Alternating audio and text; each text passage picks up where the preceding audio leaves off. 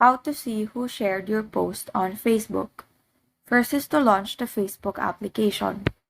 Log into your Facebook account and then tap your profile icon beside what's on your mind, which will direct you to your profile page.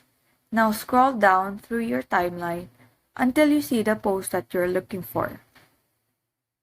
Now on the bottom right corner of this post, you will see one share, meaning one person has shared this post. So by tapping this button, it will show you the account that has shared this post.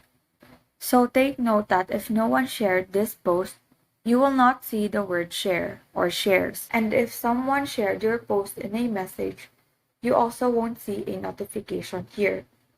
Also, if a private profile has shared this post, you will not see share.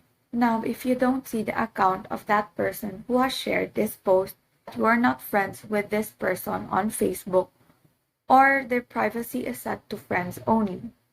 So another way of knowing who shared your post is by going back to your news feed, and then on top you will see a notification icon which is beside your profile icon. So just tap this notification icon. Here you will find all of the notifications in your account, and one of the notifications that you will be getting is when somebody has shared your post.